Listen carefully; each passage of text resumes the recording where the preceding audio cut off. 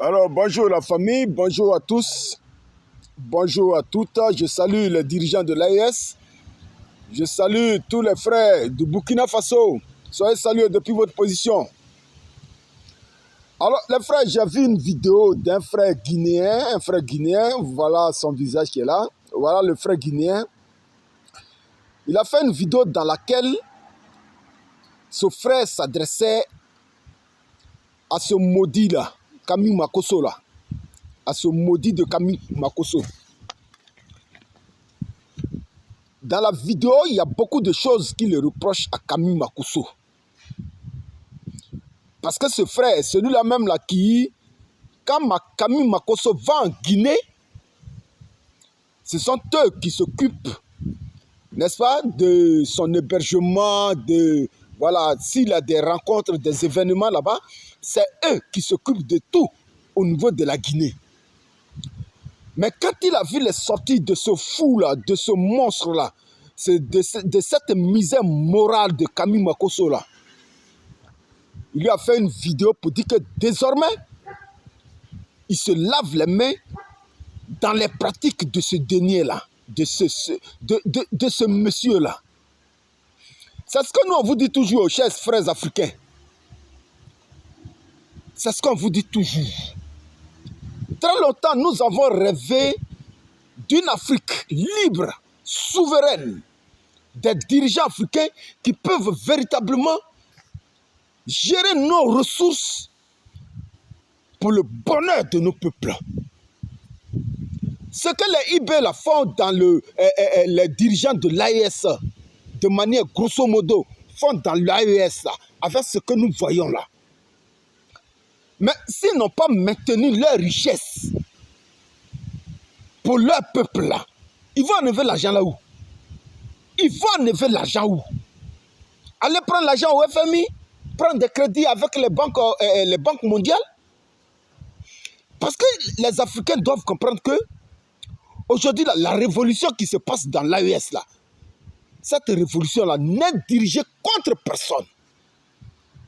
Ce n'est pas une révolution qui est dirigée contre quelqu'un.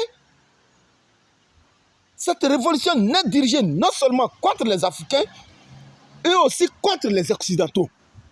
Parce qu'aujourd'hui, là, le point commun qu'ont aujourd'hui ces différents pays de l'AES, là, c'est l'interdiction du pillage des richesses de leurs différents pays à des fins personnelles ou de livrer facilement les richesses de leurs pays aux Occidentaux. Voilà le point commun. Parce qu'aujourd'hui, là, nous connaissons tous l'histoire de la nébuleuse France-Afrique. Nous connaissons tous l'histoire de la nébuleuse France-Afrique et ses préfets. Venus piller les richesses du pays pour leurs besoins personnels, parlant des préfets, et venir payer les richesses de nos continents pour le bonheur des peuples occidentaux. Voilà le problème qu'a aujourd'hui les dirigeants de l'AES. Parce qu'aujourd'hui, le combat des dirigeants de l'AES, c'est de maintenir les richesses de leur pays pour le bonheur de leur peuple et pour la bonne redistribution des richesses du pays à tous leurs concitoyens. Ce qui se fait dans le Burkina, dans le Mali, dans le Niger aujourd'hui, là, chaque pays, il n'y a pas un Africain qui n'a pas rêvé à cela. Il n'y a pas un Africain aujourd'hui, peau noire là, qui va dire qu'il n'a jamais... C'est-à-dire, il n'a pas rêvé qu'un jour l'Afrique pouvait atteindre ce niveau-là. Qu'il pouvait avoir aujourd'hui en Afrique des dirigeants capables de prendre en main la destinée de nos continents et de leurs pays respectifs. C'est pourquoi aujourd'hui, là, chaque Africain qui est conscient, qui est normal dans la tête là, devrait savoir que le combat de la révolution au niveau de l'AES là, il devrait les soutenir. Même les prédécesseurs, ce que les gens de l'AES là aujourd'hui là, qui ont été des prédécesseurs, des dirigeants actuels de l'AES là, ils devraient arrêter de soutenir la forfaiture vis-à-vis de ces pays-là pour se rallier aux différents dirigeants de l'AES pour dire que, véritablement, là où on a échoué là, c'est là que ces gens-là sont en train de réussir aujourd'hui pour le bonheur de nos peuples et leur apporter leur soutien. Leur apporter leur soutien parce que nous, aujourd'hui, en tant qu'Africains, là, nous sommes tous témoin oculaire des bonnes œuvres que posent ces dirigeants de l'AES au niveau comment on appelle ça, vis-à-vis du moins de leur population. Alors, donc, voilà un peu le combat dans lequel se trouve aujourd'hui le président Ibrahim Traoré, le président Assimi Goïta et le président du Niger, le général Tiani le Vieux-Père. Mais ce type-là, ce corbeau qui passe tout son temps à envoûter les dirigeants de Côte d'Ivoire et certains Africains. C'est un mystique qui a envoûté aujourd'hui nos dirigeants de la Côte d'Ivoire.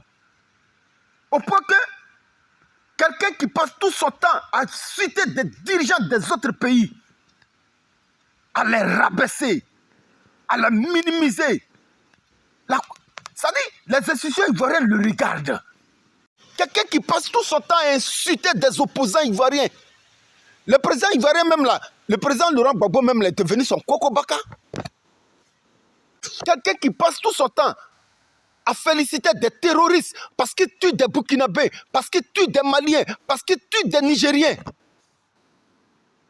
Parce que tout simplement, on verse à tout moment le sang des Burkinabés, pour ne pas dire la population de l'AES. Un type comme ça, il passe tout son temps, ce type-là, que vous voyez ici, à menacer les Ivoiriens. Non, si les Ivoiriens, vous les Bousmanina, il n'y a pas, si vous avez que vous vous levez contre le petit Djoula là, ils vont faire vos sauces, parce qu'il n'y a pas quelqu'un qui est plus fort que petit Djoula.